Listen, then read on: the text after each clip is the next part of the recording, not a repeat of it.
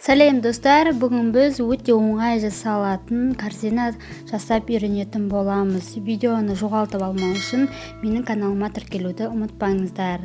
Бізге керек заттар, яғни осындай бізге жіп керек болады, және де осындай қарап керек болады, және де осындай клей, қайшы керек болады. Ең алдымен осы коробкамызды 1 см етіп қайып шығатын боламыз. Түбіне дейін жақындатып қайып шығатын боламыз. Дәл видеодағыдай жасасаңыздар да болады.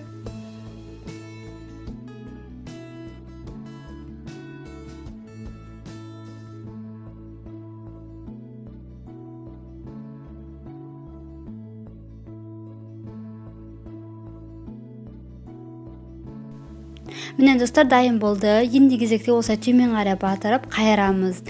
Осылай орта жағына клейімізді жағып, клейіміз жаққаннан кейін соның үстіне осылай жібімізді осылай клейімізге батырып, жібімізді осылай шетінен бастап видеодағыдай жанынан айналдырып шығатын боламыз.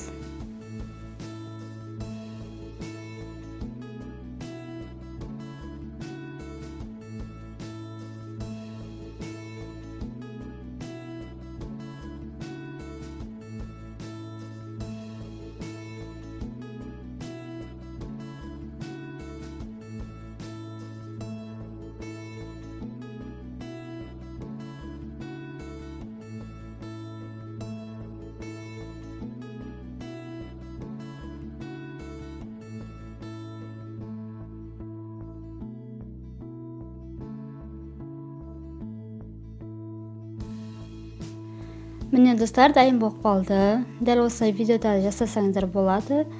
Осылай шетін клейм жабыстырып тастаймыз. Енді кезекте осының ішіне біз осындай мақтамыз саламыз, клейм жабыстырып, яғни ішінде әдемі болып тұру үшін.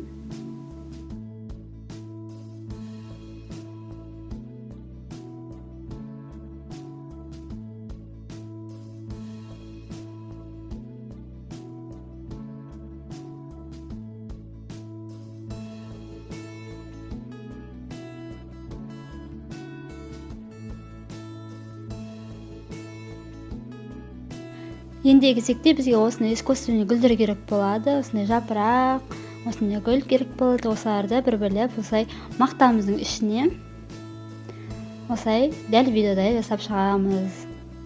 Бізде осындай мақтаны жасаған себебіміз, яғни бізде гүлдеріміз төмен қарай жасағанда құламайды.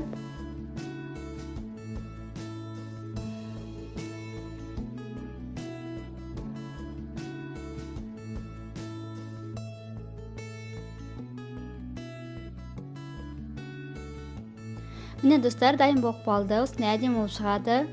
Енді кезекте орта жағын, белін осындай кішкентай лентамен байлап шығамыз. Міне достар, осындай әдемі болып шығады. Жасап көруге кеңес беремін. Өте оңай жасалады, яғни бір ғана заттан жіптен жасалады. Видеоны алса лайк басып, сұрақтарыңыз болса комментарияға жазуды ұмытпаңыздар. Рахмет.